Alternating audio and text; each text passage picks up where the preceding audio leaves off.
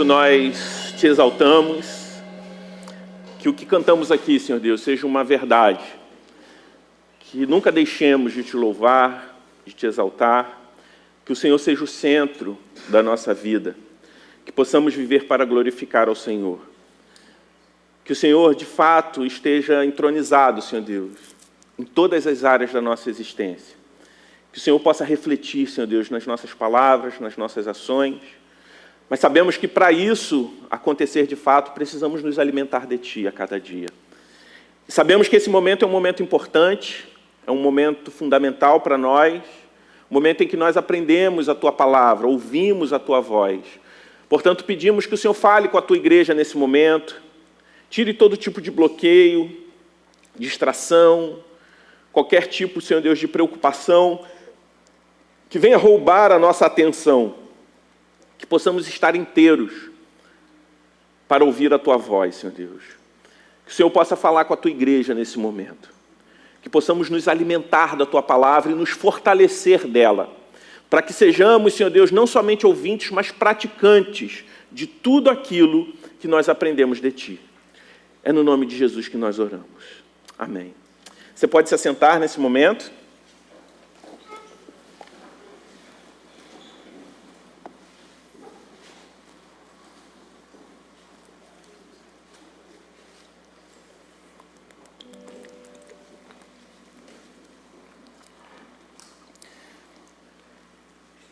A gente está chegando em mais uma semana da nossa série de mensagens, A Identidade do Rei, uma série de mensagens no Evangelho de Marcos. E é interessante que a pregação expositiva de um livro inteiro da Bíblia é desafiador. É desafiador porque você é obrigado a pregar textos que, humanamente, eu seria tentado a pular. Mas a Bíblia, como ela é a palavra de Deus, nós entendemos que ela precisa ser toda pregada. Toda ela contém instruções essenciais para a vida da igreja e de nós cristãos como indivíduos. Entendemos que a pregação expositiva e, na maioria das vezes, de livros inteiros da Bíblia, precisa ser a dieta principal da igreja e que isso reflete diretamente na saúde da igreja. Porque não é o meu coração pecador que determina, mas é a palavra de Deus que determina o que deve ser pregado. E requer de nós um esforço para, inclusive, compreender, estudar e tentar transmitir para a igreja textos que, às vezes, o nosso coração pecador nos tenta pular, né? Porque, por vezes, nós somos tentados a caçar na Bíblia algo que eu gostaria de falar. Algo que eu gostaria de falar para a igreja. E talvez não necessariamente isso seria o que Deus queria falar com a igreja, entendendo que eu sou apenas um instrumento. Porque a palavra de Deus ela é viva. E o texto de hoje ele é um desses textos difíceis, porque há 2000 anos a igreja ela tenta concluir com exatidão sobre qual é esse pecado imperdoável que Jesus cita lá no capítulo 3 de Marcos. Eu já te convido a abrir a sua Bíblia lá em Marcos 3, a partir do versículo 20, onde Jesus adverte algumas pessoas e cita um pecado imperdoável. E antes de tudo, eu já gostaria de afirmar para você que é muita pretensão tentar afirmar com exatidão esse pecado diante de algumas posições diferentes. Mas também nós não precisamos nos desesperar em achar que esse texto a gente não pode chegar a uma compreensão da essência, da raiz desse pecado imperdoável que Jesus cita como a blasfêmia contra o Espírito Santo. Dentre algumas correntes diferentes, nós conseguimos chegar na raiz desse pecado. E é sobre isso que nós falaremos nessa noite, sobre o pecado imperdoável. Marcos 3, a partir do versículo 20, a palavra de Deus vai dizer assim: Então Jesus foi para casa, e outra vez se ajuntou uma multidão de tal modo que nem podiam comer. E quando os parentes de Jesus ouviram isso, saíram para prendê-lo, porque diziam: ele está fora de si. Os escribas que tinham vindo de Jerusalém diziam: ele está possuído por Beelzebu.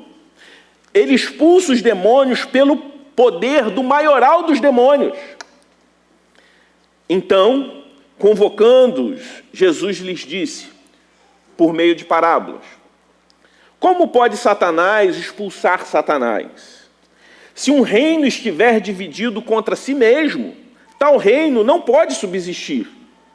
Se uma casa estiver dividida contra si mesma, tal casa não poderá subsistir. Se Satanás se levantou contra si mesmo e está dividido, não pode subsistir. É o seu fim. Ninguém pode entrar na casa do valente para roubar-lhe os bens sem primeiro amarrá-lo, e só então saqueará a casa dele. Em verdade lhes digo que tudo será perdoado aos filhos dos homens, os pecados e as blasfêmias que proferirem, mas aquele que blasfemar contra o Espírito Santo nunca terá perdão, visto que é réu de pecado eterno. Jesus disse isso porque diziam: está possuído de um espírito imundo. Essa é a palavra de Deus para nós. Nesse momento, o ministério de Jesus passa para uma segunda fase. A primeira fase é a fase do maravilhamento. Jesus ele começa a curar pessoas. Jesus começa a libertar pessoas. Jesus começa a pregar uma mensagem onde ele dizia que ele poderia perdoar o pecado das pessoas, que era algo que não era comum. Até porque Jesus falava: eu estou perdoando os seus pecados, sendo que o pecado de uma pessoa não era necessariamente contra ele. Ao falar isso, ele estava se colocando como Deus. Porque, por exemplo, se eu causo uma ofensa a José, não tem lógica o Alain me perdoar se eu ofendi o José. Quando Jesus fala: eu perdoo os seus pecados, a única pessoa que é ofendida nos nossos pecados contra o outro, além da parte ofendida, é o próprio Deus. Quando Jesus fala: os seus pecados estão perdoados, automaticamente as pessoas estão falando o seguinte: olha, ele está dizendo que ele é Deus. E as pessoas começaram a ficar maravilhadas com alguém que estava se afirmando como o próprio Deus, como filho de Deus prometido. As pessoas estavam também admiradas e maravilhadas por conta dos milagres que ele realizava. Paralíticos estavam andando, cegos estavam enxergando. Febres fortes, como a da sogra de Pedro. Pessoas que eram escravizadas pelo inimigo estavam sendo libertas. E essa primeira fase é a fase do maravilhamento. Foi a primeira fase do ministério de Jesus. Agora começa a outra fase, que é comum ainda nos dias de hoje para tudo que existe. É a fase onde as pessoas criam a necessidade de cada um criar sua própria teoria a respeito de Jesus. E tudo na vida é assim. Todo mundo quer ter uma explicação positiva ou negativa sobre algo relevante. É verdade ou não é? É interessante que em época de Copa do Mundo, todo mundo tem uma opinião melhor sobre a convocação e a escalação da seleção, sobre quem deveria ser titular, qual esquema, até mesmo pessoas que passam 4 anos sem se importar com o futebol, viram um pouquinho técnico durante esse período. Basta uma estreia não muito positiva da seleção, os leigos do mundo futebolístico já começam a criar teorias, presumindo que se eles estivessem ali no lugar do técnico da seleção, fariam um trabalho melhor. Ou se estivesse em campo, jogaria melhor. Tudo na vida é assim. Tudo que é relevante, tudo que atrai o olhar, o interesse de multidões, desperta na multidão a necessidade de tentar encontrar uma explicação positiva ou negativa sobre aquele fato. E sobre o mesmo fato existem explicações positivas ou negativas, porque a verdade ela está ligada diretamente ao coração. As pessoas, de alguma forma, elas acreditam no que elas querem. É assim que Deus faz conosco até mesmo para a salvação. Porque olha só, como pode alguém não desejar a salvação diante da realidade em que todos nós estamos condenados à morte eterna, mas existe um Deus que providenciou, que entregou o seu Filho para morrer em nosso lugar, para que nós não precisássemos experimentar essa morte. E além disso, além de não recebermos a justa punição pelos nossos pecados, Ele nos presenteia com a vida eterna. Por isso, a palavra de Deus diz que a salvação é obra do Espírito Santo, efetuando em nós o quê? O arrependimento, o convencimento da justiça, do pecado. A conversão, Deus opera em nós esse desejo por Ele. O homem natural, desde a queda do primeiro casal, que todos nós somos descendentes, o desejo natural é um desejo de uma vida divorciada de Deus. O homem natural, nós fomos entregues ao nosso próprio desejo pecaminoso. A palavra de Deus fala sobre isso. Então Deus opera em nós primeiro o desejo sobre Deus. O desejo por Ele. Por isso nós acolhemos o Evangelho como verdade. Nem sempre verdade e mentira são acolhidas pelo homem de forma racional. É tolice a gente achar que a compreensão sobre as coisas é um evento meramente racional. Porque o nosso processo de aprendizagem não envolve somente o raciocínio, mas também os nossos afetos. E é fácil a gente ver isso, que todo comportamento exagerado de aprovação ou oposição a algo não está ligado somente à racionalidade. Às vezes você vê determinadas pessoas acreditando em determinadas coisas que para você parecem óbvias e você não consegue compreender como as pessoas aprovam aquilo. É porque a compreensão ela não está ligada somente a questões racionais, mas também aos nossos afetos. E os extremos, principalmente, são compreensões que estão muito norteadas, orientadas pelos afetos. Mais pelos afetos do que pela racionalidade.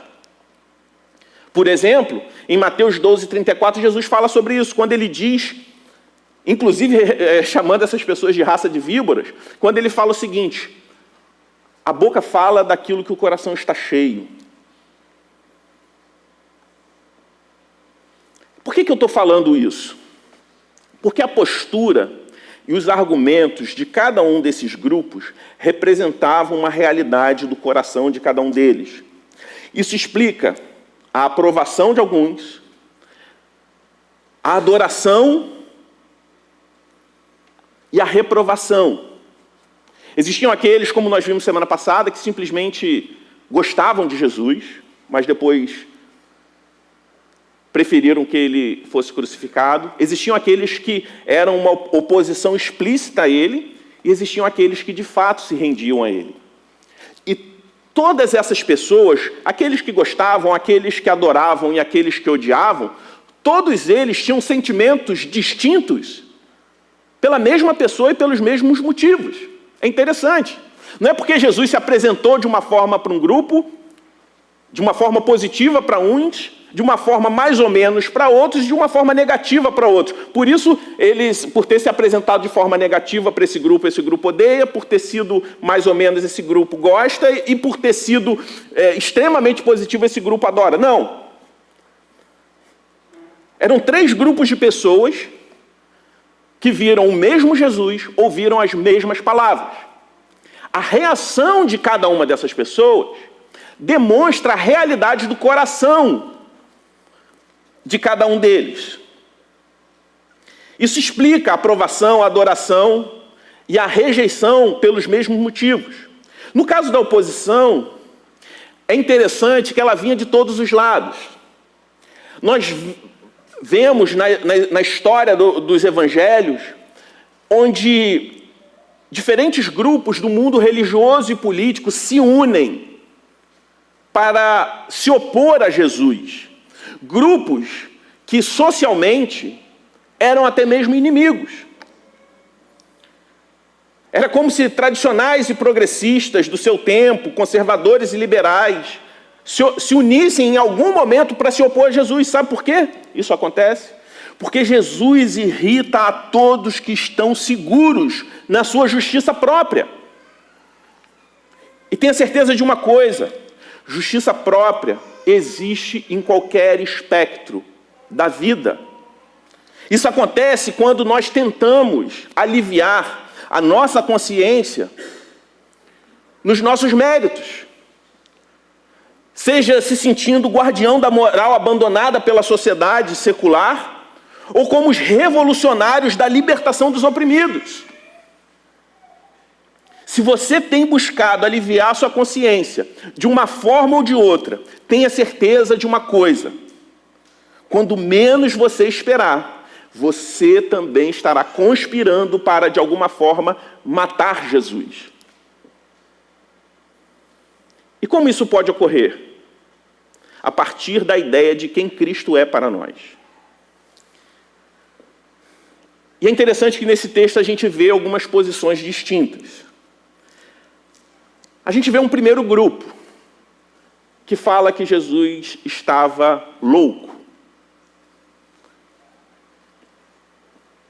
É interessante que C.S. Lewis ele fala sobre isso. É uma das possibilidades em relação a Jesus. Alguém que curava as pessoas, que falava que era o Filho de Deus. Se você não crê nele como Filho de Deus, uma das possibilidades é você achar que Jesus é um louco. A multidão estava maravilhada. Jesus atraía muitas pessoas. E era tanta gente a ponto dele não conseguir mais realizar coisas simples do seu cotidiano, como comer.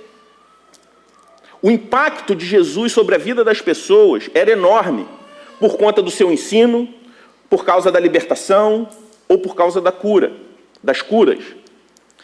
A ponto da rotina não só de Jesus, mas dos seus discípulos, daqueles que caminhavam com ele, a rotina desses homens se transformou completamente, radicalmente. Pescadores se perceberam de uma hora para outra como celebridades do seu tempo. E nesse caso, nós vemos que Jesus ele precisa entrar numa casa. O texto não fala, alguns historiadores arriscam dizer que era a casa de Pedro, para se alimentar, porque as multidões sufocavam. Jesus ele já tinha passado dessa fase de maravilhamento, a sua fama já tinha alcançado um raio enorme, uma localidade enorme de pessoas. Tanto que essa segunda fase das pessoas tentarem explicar o que estava acontecendo já tinha começado. E a primeira explicação veio de pessoas próximas a Jesus, o seu círculo mais próximo. A palavra parente, em algumas traduções família, indica não só os seus familiares consanguíneos, mas pessoas do seu convívio mais íntimo. O texto não exclui nem inclui, então qualquer afirmação, se a sua mãe ou se alguns ou todos os seus irmãos estavam nesse grupo, é arriscada. É fato que as pessoas que falaram isso eram pessoas da sua família ou pessoas tão próximas como seus familiares consanguíneos. E eles falam que Jesus estava fora de si. O fato é que essas pessoas, de alguma forma, atribuíram algum grau de insanidade a Cristo.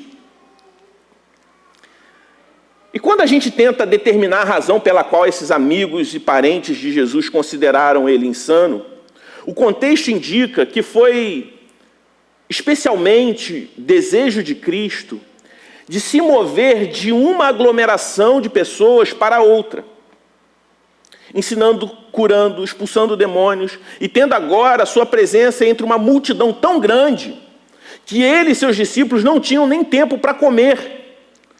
E acaba levando a esse comentário, ele está fora de si. Foi o que, pelo menos parece ter sido, que esses seus parentes e amigos observaram nele, talvez por falta de descanso, talvez pela falta de recreação, de repouso, da vida atarefada que ele estava levando, que motivou essas pessoas talvez a falar que ele estava fora de si. Talvez o fato que Jesus, sempre que abria os olhos dos cegos, curava os surdos, os enfermos, que ele libertava os possuídos, seu coração estava nisso, ele pensava mais nos outros do que nele.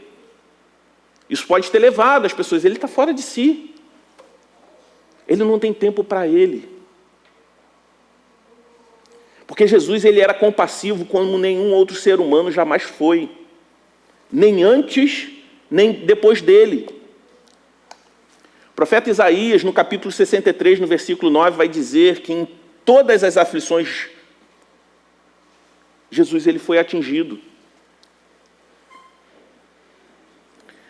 Em Jesus se cumpre a profecia que ele suportou as nossas aflições e levou sobre si as nossas dores.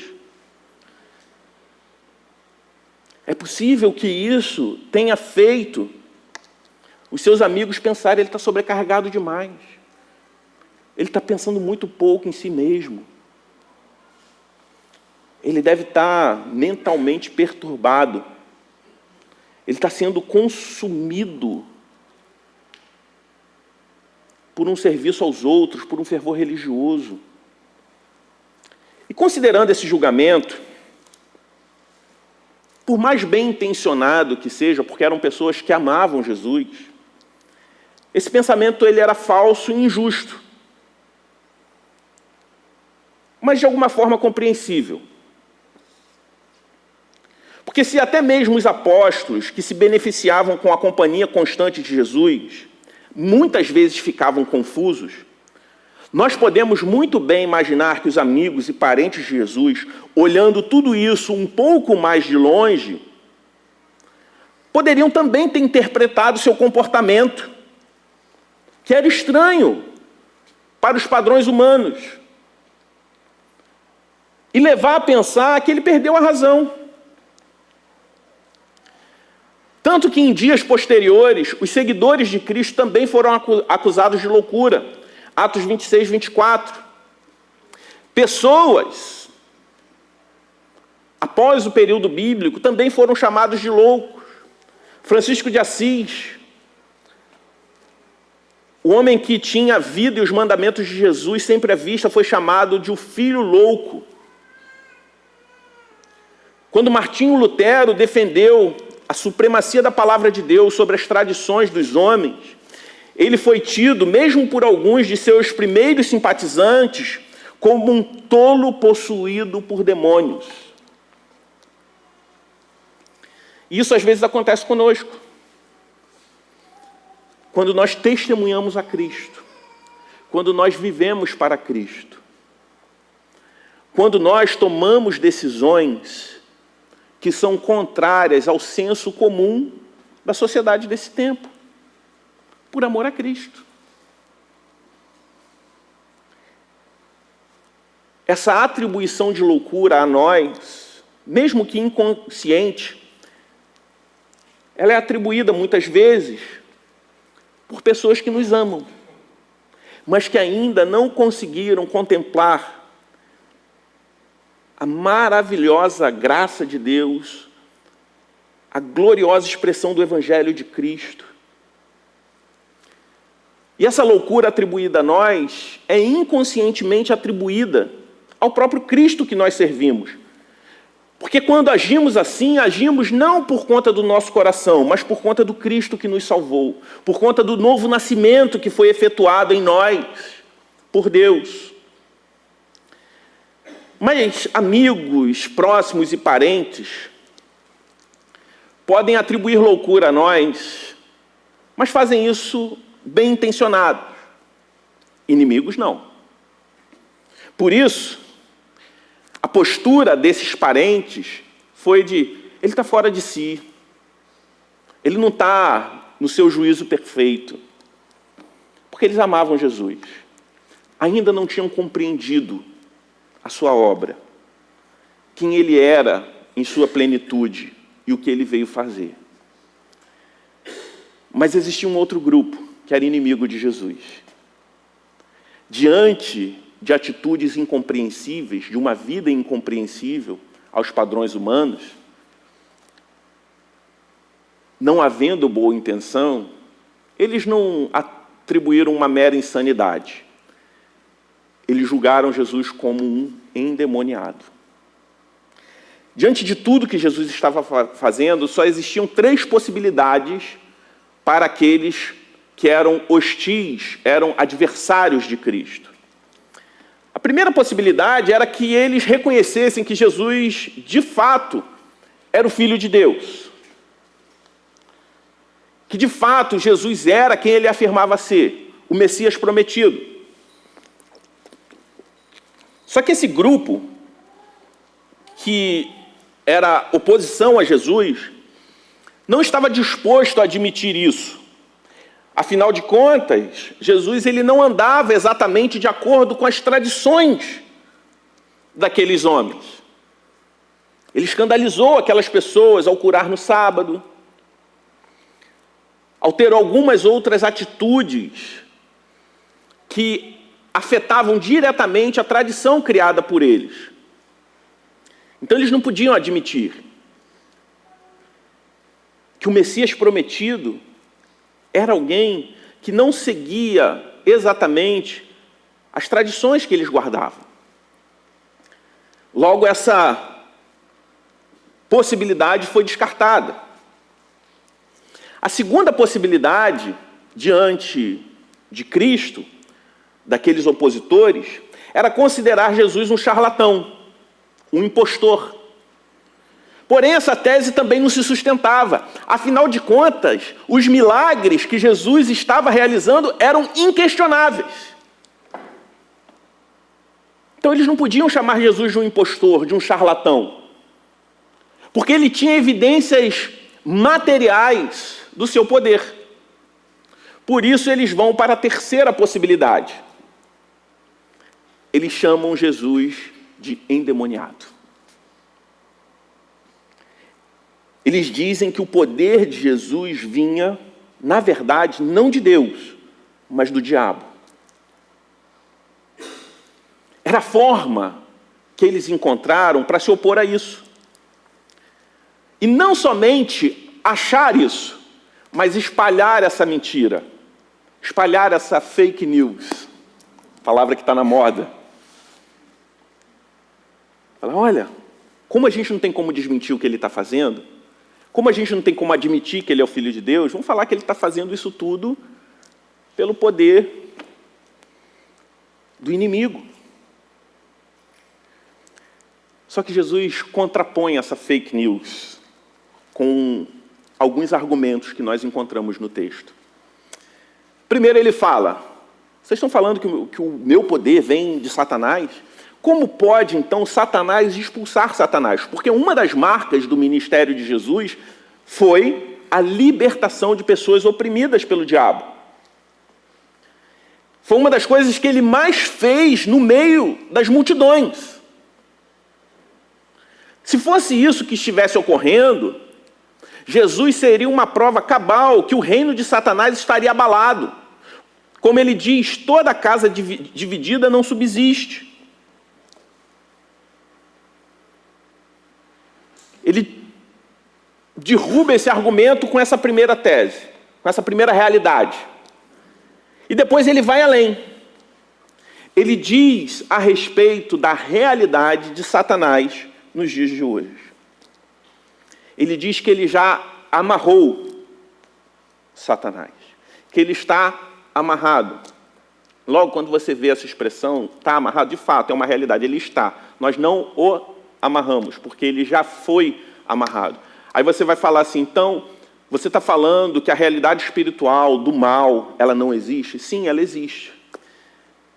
Nós, como evangélicos de origem reformada, nós não podemos cair na tentação de ir para um extremo, diante de um outro extremo, que advoga uma realidade espiritual que não existe, como Jesus e o diabo estivessem lutando em pé de igualdade contra si. Também não podemos desconsiderar a realidade que Satanás existe e ele atua. Mas quando Jesus diz que ele amarrou, e isso está em contexto com toda a doutrina de batalha espiritual presente no Novo Testamento, é a figura de um cão feroz que está acorrentado.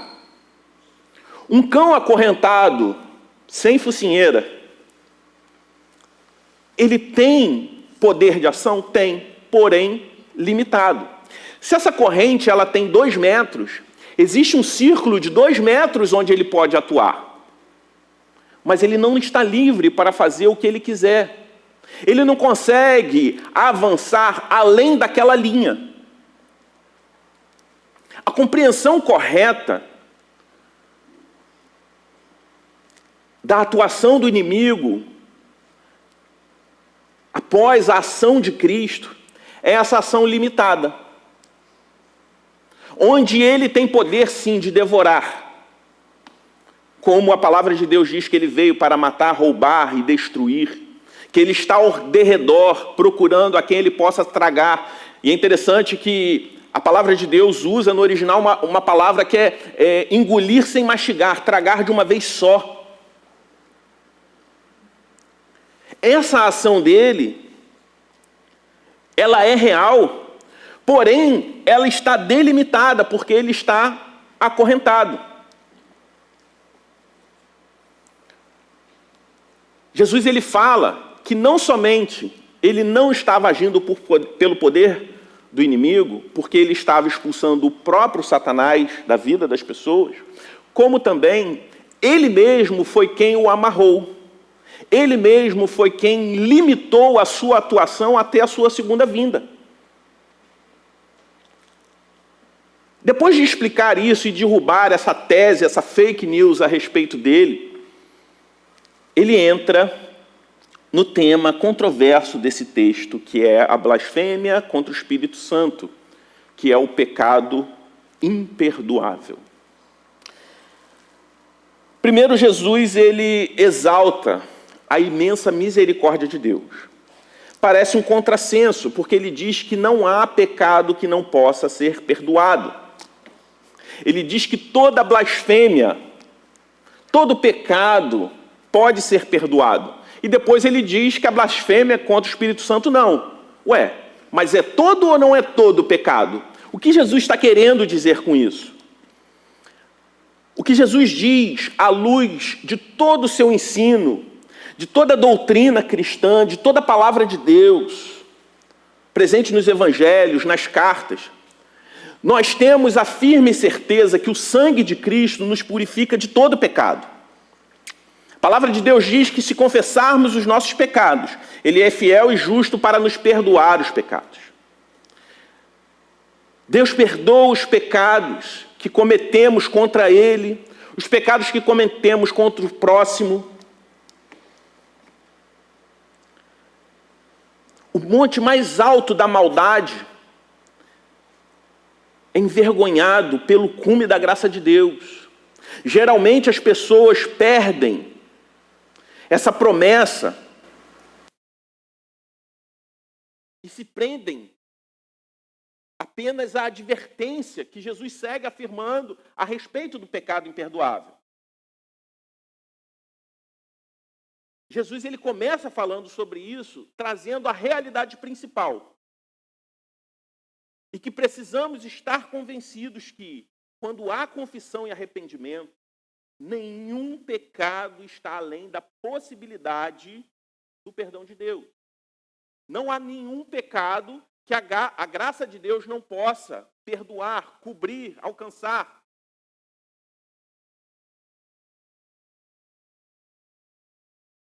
O livre e completo perdão de Deus é a coroa e a glória do Evangelho de Cristo. Então, o que quer dizer esse segundo alerta de Jesus? É que há um pecado que não tem perdão, nem nesse mundo, nem no mundo vindouro, que é a blasfêmia contra o Espírito Santo de Deus. Então, como que é essa exceção diante de uma graça que nós não podemos compreender, um amor que a Bíblia diz que nós não podemos compreender a profundidade, a largura, o tamanho desse amor? Que pecado tão terrível é esse? Que pecado é esse que uma alma pode perecer eternamente? Esse pecado não é simplesmente uma palavra ou uma ação, mas uma atitude.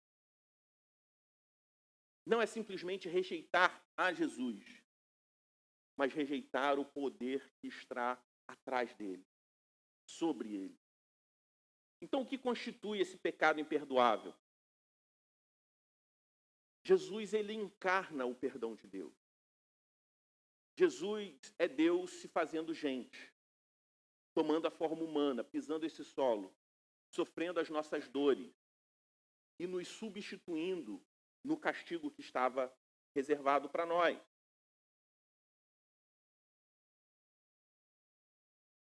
Quem resiste e despreza a oferta do perdão de Deus em Jesus, automaticamente está excluído do perdão. Porque Jesus é a encarnação do perdão de Deus. Essa rejeição deliberada de Jesus é a única limitação ao ilimitado perdão de Deus, uma vez que o perdão de Deus está expresso na pessoa de Jesus. Não simplesmente quem Jesus foi, o que ele ensinou, mas o poder que está sobre os seus ombros, de ser o nosso Salvador, de depositar nele o nosso perdão. Os pecados mais horrendos que um homem pode cometer como atitudes podem ser perdoados. Na palavra de Deus nós vemos exemplos. Manassés, que era feiticeiro e assassino, ele se arrependeu. Nabucodonosor era um déspota, sanguinário, e se arrependeu. Davi adulterou e matou, se arrependeu e foi perdoado. Saulo perseguiu a igreja de Deus e foi convertido. Maria Madalena foi prostituta e possessa, e Jesus a transformou. Mas a blasfêmia contra o Espírito Santo não tem perdão. Quem pratica esse pecado é como se atravessasse a linha divisória da oportunidade de salvação e se torna réu do pecado eterno. Porque a blasfêmia contra o Espírito Santo de Deus não pode ser perdoada? Aqueles que resistem o perdão de Deus através de Jesus. Porque aqueles que cometem, que é uma atitude e não um ato em si,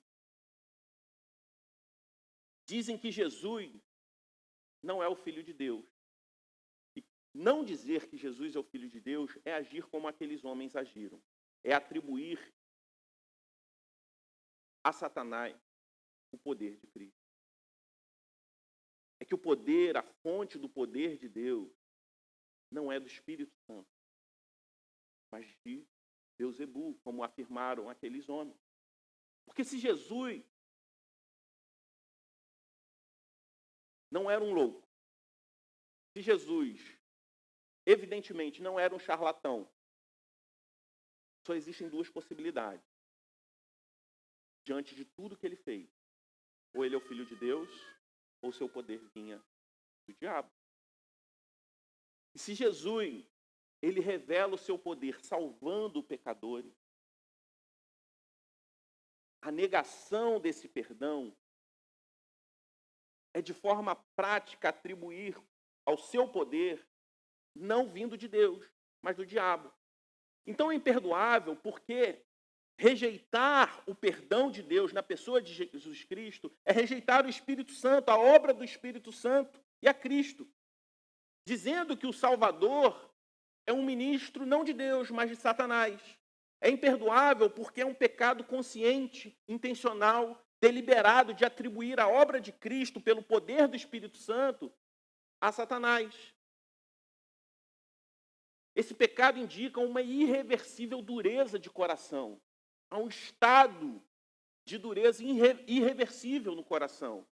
A blasfêmia contra o Espírito Santo não é um pecado simplesmente por ignorância, não é por falta de luz. Para que uma pessoa seja perdoada, ela precisa se arrepender. O perdão precisa ser desejado.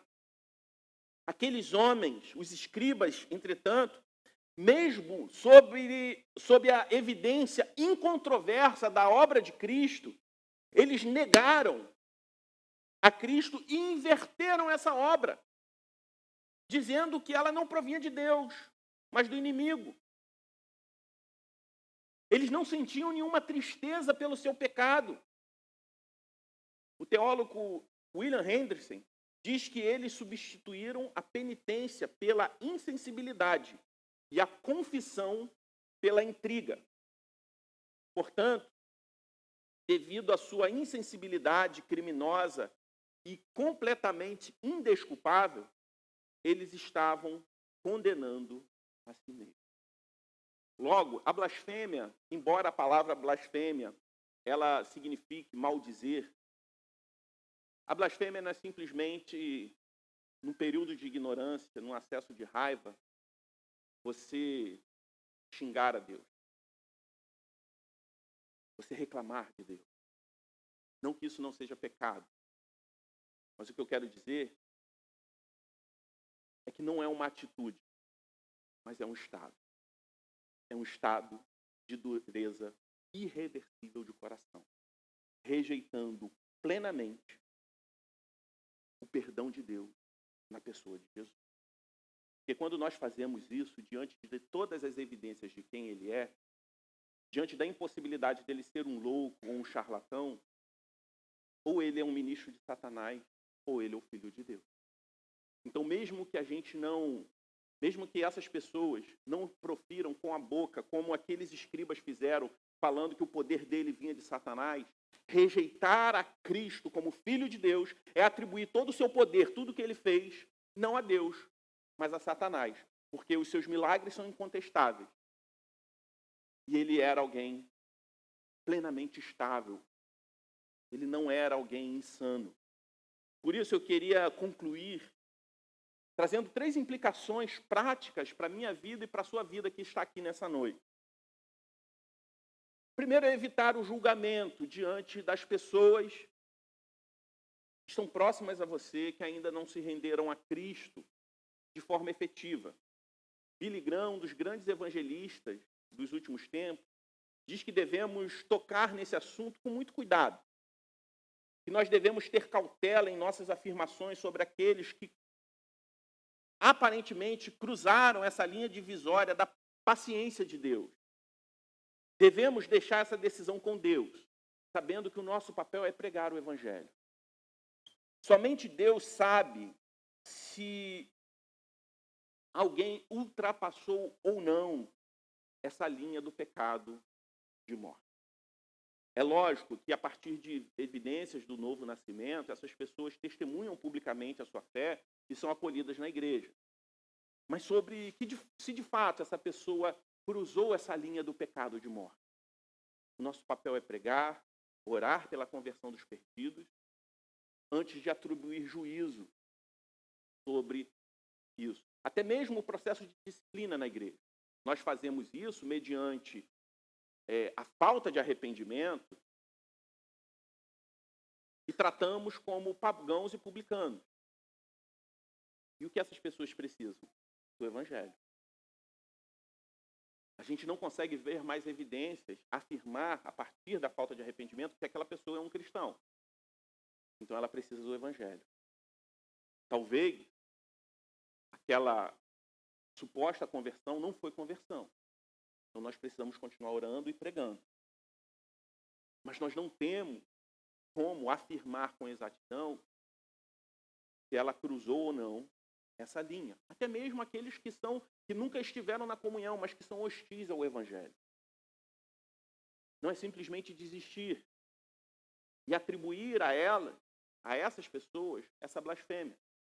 Mas é continuar orando e pregando, sabendo que no grande dia é o Senhor quem vai dizer. Aqueles que de fato se arrependeram até o seu último suspiro de vida ou não. Nós seremos cobrados sim, pela nossa omissão em pregar. A segunda implicação é que nós devemos evitar o desespero.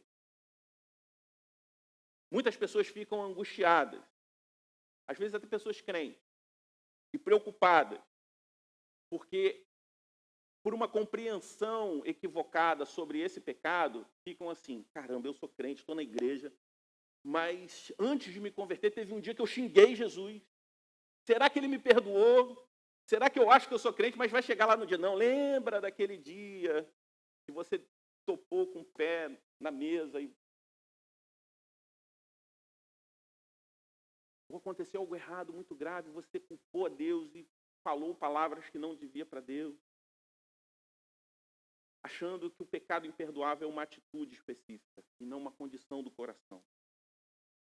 Eu queria te dar uma boa notícia. Ou talvez você tenha vindo à igreja e fala, para mim não tem mais perdão, eu gosto. Como eu gostaria de ser parte disso. Mas talvez não seja o seu caso uma ofensa dita para Deus. Mas talvez você tenha uma vida pregressa de pecados que você considera muito pesada e você não se acha digno mais da salvação. A boa notícia é que ninguém pode sentir tristeza pelo pecado sem a obra do Espírito Santo de Deus. Então, se você está aqui hoje e você tem sido consumido pela culpa, a graça de Deus, ela alivia essa culpa. Ninguém pode sentir tristeza pelo pecado sem a obra do Espírito Santo. Quem comete o pecado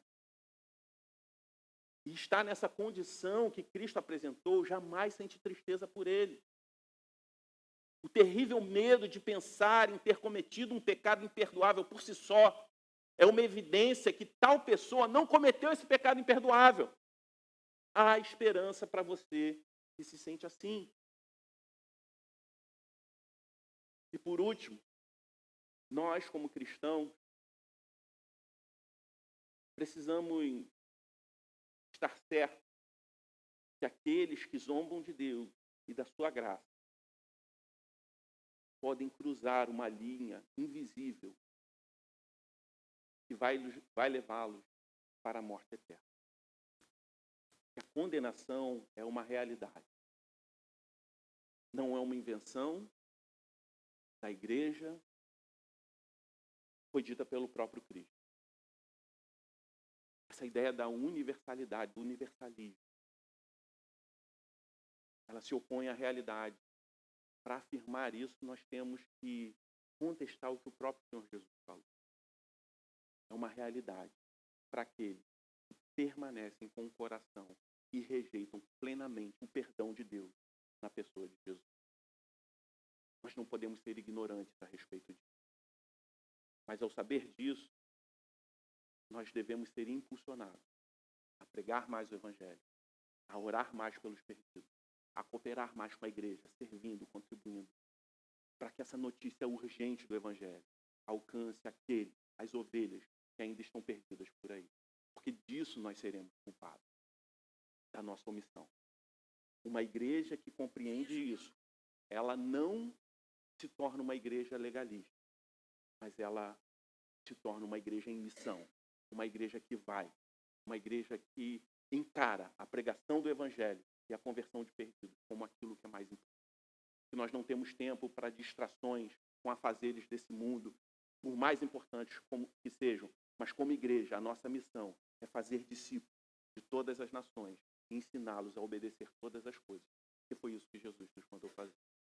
E ensinar todas as coisas é trazer para a comunhão, para a vida em comunidade, servindo um ao outro, edificando um ao outro, para que possamos cada vez mais nos parecer com o nosso Mestre, Jesus Cristo.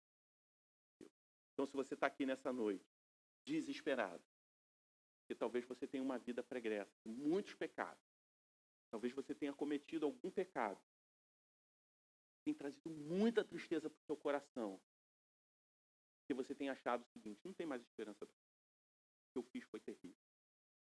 Olhe para a palavra de Deus e veja a vida de homens e mulheres que fizeram coisas terríveis, mas mediante o arrependimento tiveram as suas vidas perdoadas e transformadas.